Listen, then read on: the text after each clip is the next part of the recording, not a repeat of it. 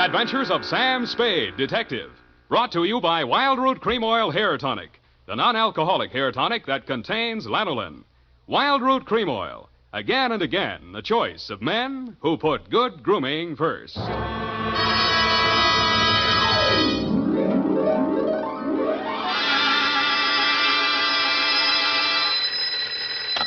Sam Spade Detective Agency. Sam, sweetheart. Any calls? Only one, Sam. Lieutenant Dundee of Homicide. He wants you to drop around so they can get your formal statement. No hurry, not now. He told me what happened, Sam. I'm sorry. Yeah, so am I. I guess he was one of your oldest friends, wasn't he? You don't make any friends in this business, Evie. You can write that in your book now, and I'll give you the rest of it when I get there. You sound tired, Sam. Wouldn't you rather just, What, baby? well, go home and, just put it off until tomorrow or... Yeah, maybe I...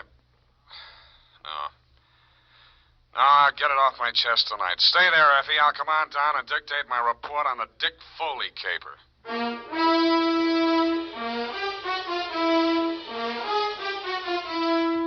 Dashiell Hammett, America's leading detective fiction writer and creator of Sam Spade, the hard-boiled private eye, and William Spear, radio's outstanding producer-director of mystery and crime drama, join their talents to make your hair stand on end with the adventures of Sam Spade. Presented by the makers of Wildroot Cream Oil for the hair.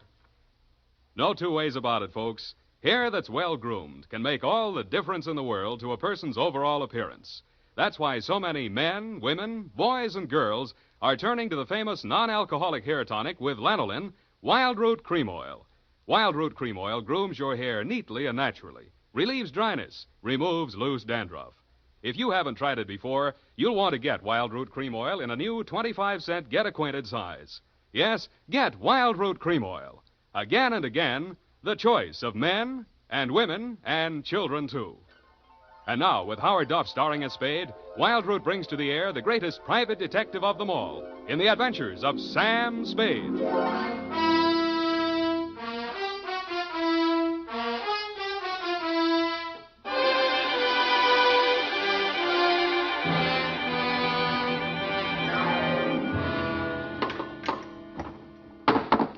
Nuts. Oh, here, Sam, let me.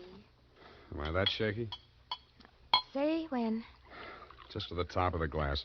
Now, that's enough. You'll spill it. Yeah.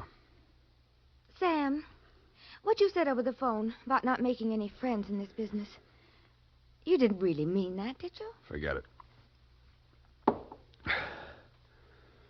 You can label this, file on Dick Foley.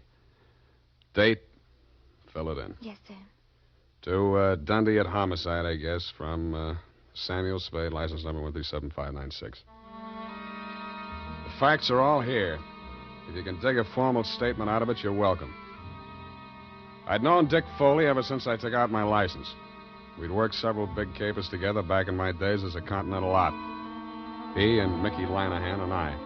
Then he and Mickey opened their own office, Foley and Linehan, Private Investigations. 5 years back, Mickey stopped the slug, and since then the sign on the door read Dick Foley Detective Agency. I'd seen Dick maybe 4 or 5 times in the last half a dozen years just to have a drink and chew the fat about the good old days.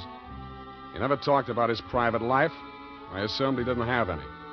So when I went to his office day before yesterday in response to his call, I was surprised to find him in a clinch with one of the most beautiful nails I've ever seen. Oh, Sam. Well. Shall I come back after lunch? Sam, this is Maxine, my wife. Well, you don't deserve it, but I'm happy for you. I'll return the compliment, Sam. I've wanted to meet you for years, but Dick wouldn't introduce me. Now you know why. Well, you run along, honey. Sam's here on business. All right, Dick. You can bring Sam home to dinner if you like. There's plenty. If he's not too busy, but don't count on that. Well, try anyway, won't you, Sam? I will indeed. Bye now. Draw up a chair, Sam. Sit down. Oh. What's on your mind, Dick? You remember Claude Spicer, that grifter I sent over for that jewelry store hike back in 43?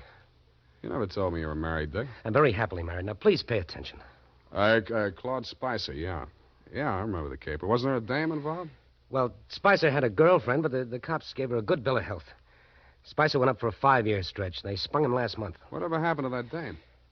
Now, look, about Spicer. He gunning for you? You hit it. How scared of him are you? Well, enough to ask you for help, Sam. What's eating him? Just revenge?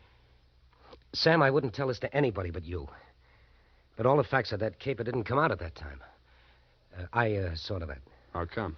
Well, I couldn't have stayed in business in San Francisco if it had been generally known that my partner was the inside man on that jewelry store heist. Mickey? Yeah, Mickey Linehan. You and I are both great at choosing partners, Sam. They both deserved what they got. Only one difference. I sent up the killer that plugged my partner. Some people thought the way you gave evidence at Spicer's murder trial wasn't so hot. Well, he was alibied, Sam. In fact, the robbery was his alibi for the murder. I don't know how he managed it. I've been trying for 5 years to figure it out. Spicer's afraid I might succeed someday. That's why he's out to get me. What's he waiting for? Oh, I don't know. He won't do it simple. He'll have a fancy plan like the other time. He's tricky. Where's he staying? At the Belvedere. Here's his mug. I kept a plant in the building for a couple of days, but he stayed holed up in his room. I think he spotted me. Okay, Dick, I'll give it a buzz. Now, wait a minute, Sam. Yeah? I'm not asking you to do this for love. Standard fee, 25 in whiskey money. Okay? Forget it. This one's on me.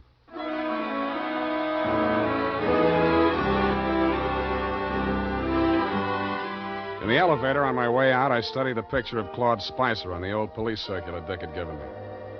But a picture in the back of my mind kept getting in the way. It was Dick Foley's wife, Maxine. When I hit the street, I still saw her face before me, and it was no picture. Only pretty as. Sam, I waited for you. I've got to talk to you. My pleasure. Shall we confer in an adjacent cafe? Wherever you say. Only I don't want Dick to know. Then you shouldn't have married a detective. Please, Sam. How's this? Black watch. Yeah. Looks dark enough. Oh, that booth in the corner, it's secluded. Why not? Slide in. Oh, no, over here, stupid, not facing the street. Oh, sorry. I'm not much good at this sort of thing. Sam, I'm not asking you to tell me what it is, but if he's in really bad trouble, I think I have a right to know. What makes you think he's in trouble? Well, I'm not blind. You can't live with a man and not sense it when something goes wrong. I never thought Dick was the type to show it. Oh, he's tried to hide it from me, and I haven't said anything. I thought if he wanted me to know, he'd tell me. It was a wise thought. Hold on to it. Well, I meant to. But then a terrible possibility crossed my mind. Sam, it isn't me, is it? In what way? Well, you know what I mean. He's been away from home nights so much lately, and he questions me so closely about where I go and who I see and so on, and Well, I may as well ask you right out. Did he hire you to check up on me? Then that is it. No. You're not lying to me, Sam. Why should I? Dick says you're almost his oldest friend. He's talked so much about you. Then he must have told you I don't do that type of work. Why do you keep looking at me? Sorry, trying to place you, Maxine. I keep thinking I've seen you someplace before. Oh, it must have been my picture. I was an actress. Yeah. Picture. Yeah, maybe that was it. Why do you say it like that? Like what? Well, as if you were angry with me. Because I just got the caption on the picture. Well, Sam, wait. Come back. Yes, I had. And the caption was from a newspaper circa 1943. And it read, "Actress Lovely cleared in Lanahan slaying." I flashed my tin star at the room clerk at the Belvedere, learned that Claude Spicer was in, and stuck around to make sure the clerk didn't buzz the room to tip him off. Around 4 p.m., Spicer went out, very dressed up, umbrella, gloves and all. He walked down Geary to Grant and turned north. A cold San Francisco drizzle started blowing up from the bay. I wished I'd brought my overcoat. A half a block up from California, he entered Grayson's jewelry store. I peeked through the rain-streaked show window after him. Inside, pawing eagerly through a tray full of diamond clips while a long-suffering clerk eyed her hopelessly from his side of the counter, was the actress Lovely. Maxine shot Spicer a quick glance of recognition as he entered, but they didn't speak. He took up a pose of gentlemanly patience, shrugged his eyebrows sympathetically at the clerk, and leaned elegantly on his umbrella while Maxine found fault with every piece of jewelry that was shoved in front of her. The bored expression left his face only once. That was when the clerk opened the vault and brought out some unset stones. Their act may have been fooling the clerk, but it was as plain as the nose on Spicer's face, a very plain nose it was, that they were sizing up the joint for a pushover. Maxine left first. He stayed long enough to buy a cigarette lighter and then followed her out. As I took out after him, I stopped to read the sticker on the inside of the glass door. It said, These premises protected by Dick Foley Detective Agency.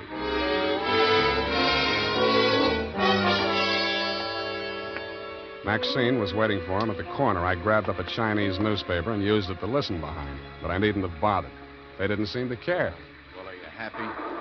Ought to be about $1 million. Why are you so disagreeable? You ought to be feeling good. Feeling good. 5-year stretch, I come out to find my girl married to the joker that sent me up. You didn't think it was such a bad idea at the time. Well, I do now. Well, after tonight, we'll go east, you and me together, baby. He'll catch up with us wherever we go. Oh, you should live so long. How do you mean that? Just like it sounds, baby. Bye. Oh, don't leave. I'm gonna get some sleep. I'll need a clear head. Claude, I don't want to be alone. Oh. Not even tonight? I don't want to be alone. See you later, honey. Bye-bye. He went straight back to the Belvedere, no stops. Picked up his key at the desk, no messages, took the elevator to the 8th floor. Let himself into room 809, hung out the Do Not Disturb sign, closed and locked the door behind him. I kept a plan on it till around midnight. Then I lifted the Do Not Disturb card from the doorknob and wedged it into the crack of the door. It was a crafty move, and I had just finished doing it craftily when the door opened again in my face. Huh? Who are you? What are you doing here? Nothing, sir. I'm making a survey. What? I'm from the Trotter Pole. It's like the Gallup Poll, but we're not in so much of a hurry. Yeah? Just kindly answer this question. As a Democrat, do you believe... Do we, huh? I picked up the Do Not Disturb card and wedged it back into the crack of his door. As any house dick knows, except, of course, Tiny Stover, the night peeper at the Belvedere, if anybody opens a door like that, the card will fall out, and somebody will always hang it on the knob. Another thing Tiny doesn't know is never to draw to an inside straight. We played 9 different kinds of poker until 5 a.m. when I thought I'd go up and have another look. All was quiet on the 8th floor. From the elevator bank, I could see room 809. The morning paper was shoved under his door, and my Do Not Disturb sign was apparently where I had planted it. I tiptoed up to make sure. Huh? Who are you? What do you want? Me? The paper boy, sir. Your morning paper. You get around. Well. Good news in the paper, sir? Interesting. Jewelry store heist up on Grant Avenue. Oh, yes, sir. Our paper only covers... What? I grabbed the paper from under 805. It was the headline I could have expected if Spicer had left his room without my knowing it. Grayson's Jewelry Store, the shop he and Maxine had cased that afternoon, had been taken for an estimated $1 million in uncut gems. But Spicer's door hadn't been opened, and there was no other exit. I sat down and thought. And what I thought of was that sticker on the front door of Grayson's said, "These premises protected by Dick Foley Detective Agency."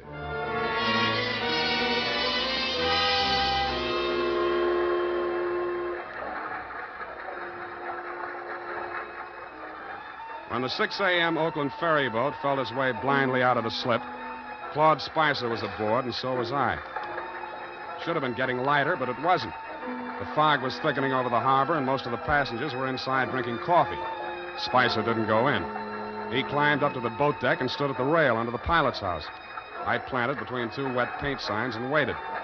Not for long. I couldn't make out any features on the man who came up and joined him. They stood face to face, not more than a foot apart, and talked in voices that couldn't get to me through the racket of the foghorns in the harbor. What spoke loud enough for me to hear was a gun. They seemed to fall into each other's arms, then collapsed in a heap on the deck. And when I got to the spot, only the dead one was there. It was Spicer. The other man had disappeared around the corner of the deck house. A ray of light from the pilot's window swept over him, and I saw gunmetal shine in his hand and then spin out over the rail as he threw it. What? Oh, it's you, Sam. Oh, I was afraid you'd lost him. What did you do it for, Dick? I had my reasons, Sam. Now, trust me, I'll keep you in the clear. How long? As long as I go on playing sucker for you? What do you think I hired you for? Maybe I was supposed to say you killed him in self-defense. Maybe I was supposed to see him making passes at your wife if you needed that. But, Sam, you've got to... I've worked for killers before. I've even worked for thieves, but not for a detective that knocks over a place he's supposed to be protecting. Sam, it's not as simple... Save it for the cops, Dick. I'm turning you in when we get to Oakland. No, you're not, Sam. Dick, come back here. Let go, me. I'm going over the side. If you try to stop me, you're going with me. He fought away from me, got one foot over the rail, and kicked out at me with the other. It caught me on the point of the chin. I stumbled forward and grabbed out blind. I must have caught him by the belt just as he jumped. I remember something pulling me halfway over the rail and trying to get free of it. I did, but not soon enough. I was in midair, and the black water came rushing up to meet me.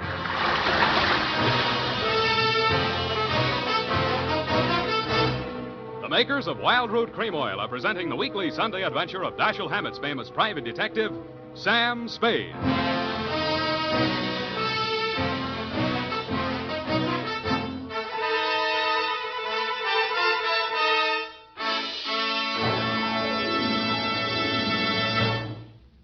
Now, here's important news on good grooming.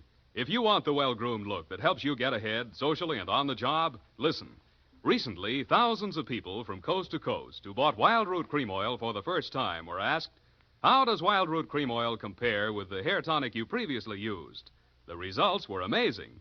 Better than 4 out of 5 who replied said they preferred Wild Root Cream Oil. Remember, non-alcoholic Wild Root Cream Oil contains lanolin. It grooms the hair naturally, relieves dryness, and removes loose, ugly dandruff. So if you want your hair to be more attractive than ever before, get the generous new 25-cent size of Wild Root Cream Oil, America's leading hair tonic, on sale at all drug and toilet goods counters. It's also available in larger economy bottles and the handy new tube. Get Wild Root Cream Oil. Again and again, the choice of men and women and children, too. By the way, smart girls use Wild Root Cream Oil, too. And mothers say it's grand for training children's hair.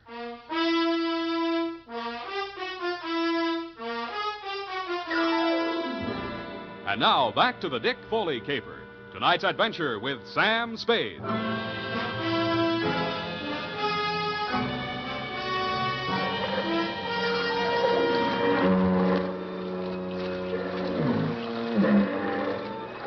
I found myself mechanically keeping afloat somehow and trying to get out of my coat. I felt heavy and logged as if I'd swallowed gallons of water. The murk hung low and thick. There was nothing else to be seen anywhere. I swallowed what felt like several more gallons before I got rid of the coat. From out of the misty fog blanket, from every direction, in a dozen different keys, from near and far, foghorns sounded. I stopped swimming and floated on my back, trying to determine my whereabouts. After a while, I picked out the moaning, evenly spaced blasts of the Alcatraz siren. But they came out of the fog without direction. Seemed to beat down on me from straight above. I was somewhere in San Francisco Bay, and that was all I knew. And I suspected the current was sweeping me out toward the Golden Gate.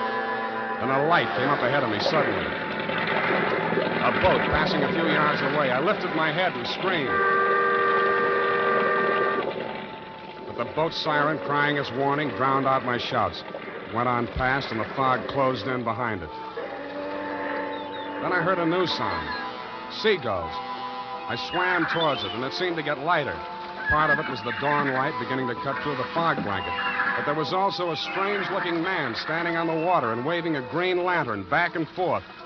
I yelled at him to wait for me, and a seagull got off his hat and flew away. When I got closer, I saw that it was not a man, but only a buoy, channel type. I used all the strength I had left to drag myself up on the base of it and let it rock me to sleep.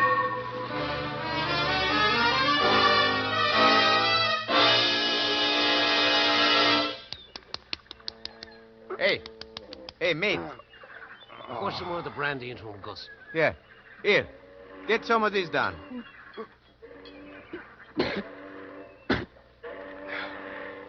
Where are we? Hey, it ain't heaven. You can tell that by the smell. Oh, Fisherman's Wharf. Yeah, take it easy. We got ambulance coming. You going to the hospital? No, I'll be okay. Hey, give me a hand. Yeah, okay. Hey, you do us a favor, will you? Don't fall down till you get out of sight this time. We're tired of picking you up.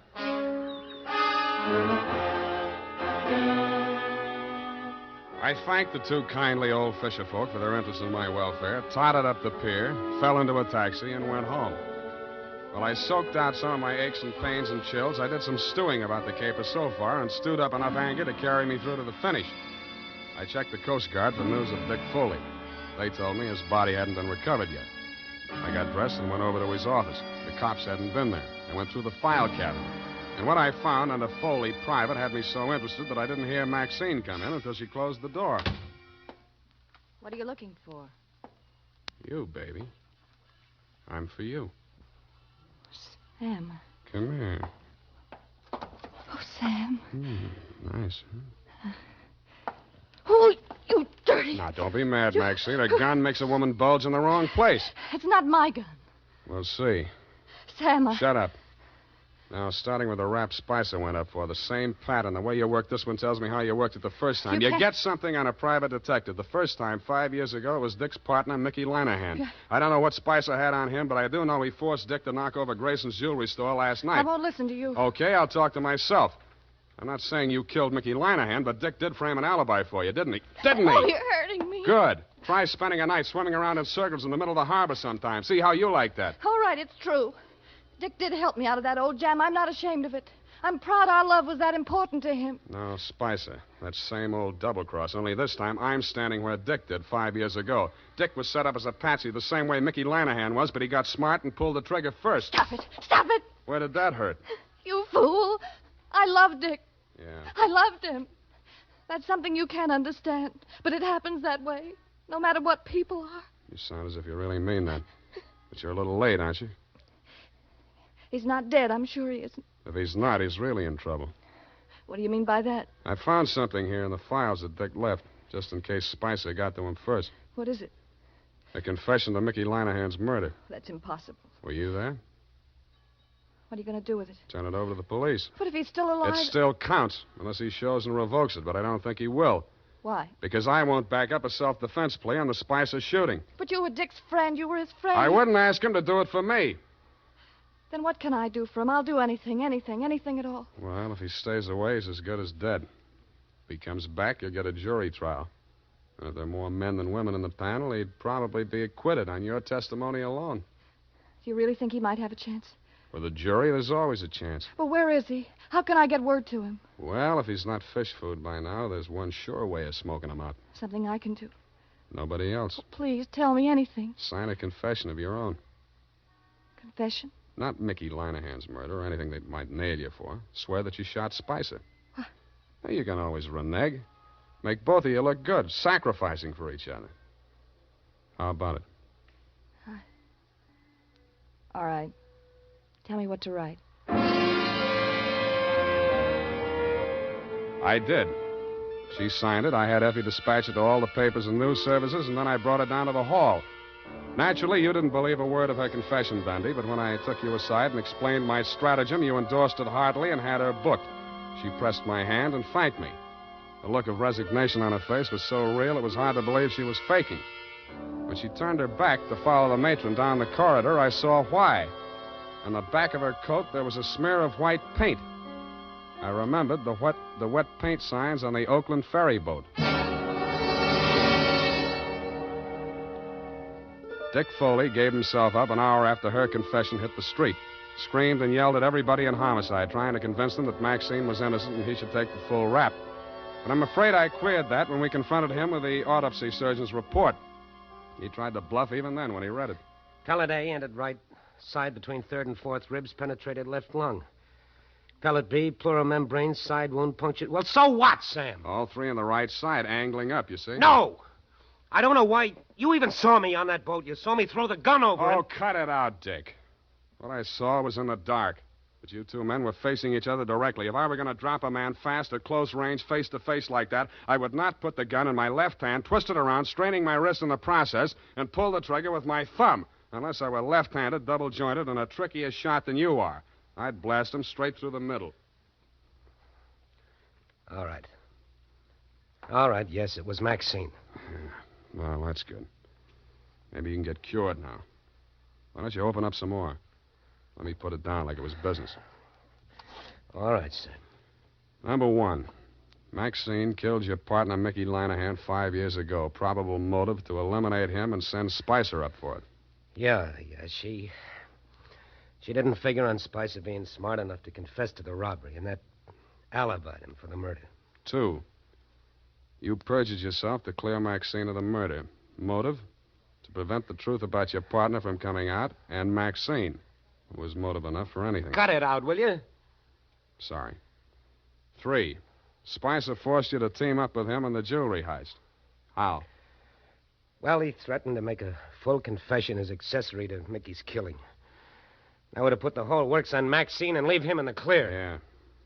Can't be tried twice for the same crime. 4, you decided to rub out Spicer whether you could beat the rap or not and clear the books once and for all. So you pretended to play along with him, told Maxine to do the same, and called me in as umpire.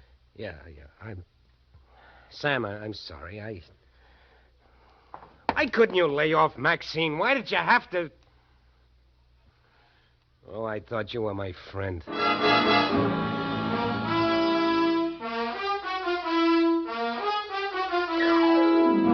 And that's about it. Period. End of friendship. Oh. You mean the confession that you tricked her into making turned out to... That's it, Effie. Oh. What'll happen to him? Hmm? What about Dick Foley? Dick? Oh, they got him on a number of things, I suppose. May take some time out of him.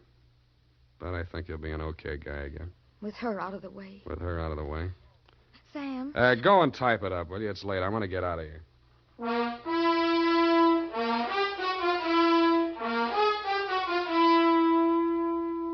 And now, listen to this.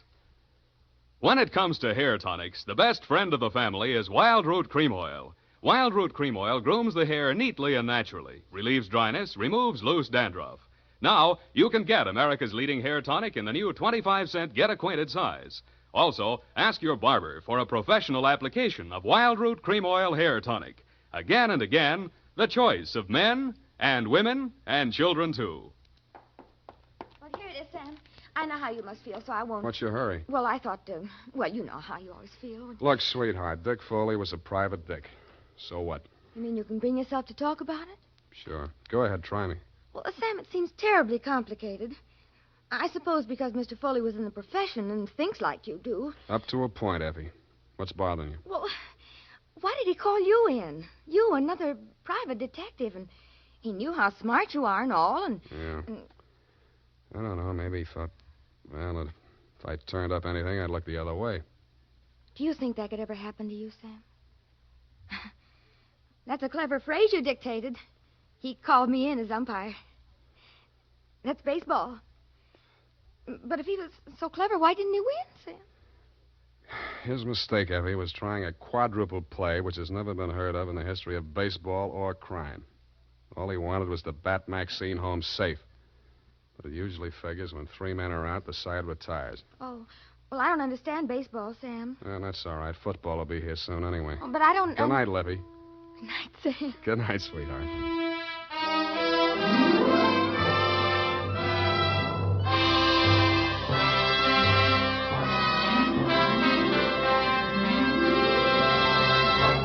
The Adventures of Sam Spade, Dashiell Hammett's famous private detective, are produced and directed by William Spear.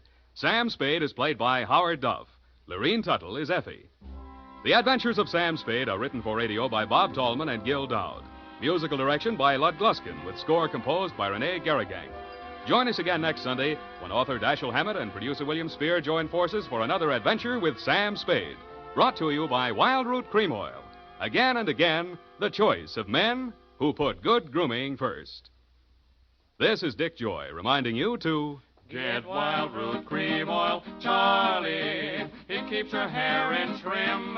You say it's non-alcoholic, Charlie. It's made with soothing lanolin. You better get Wild Root Cream Oil, Charlie. Start using it today. You'll find that you will have a tough time, Charlie. Keeping all the gals away. Hiya, Baldy. Get Wild Root right away. This is CBS, the Columbia Broadcasting System.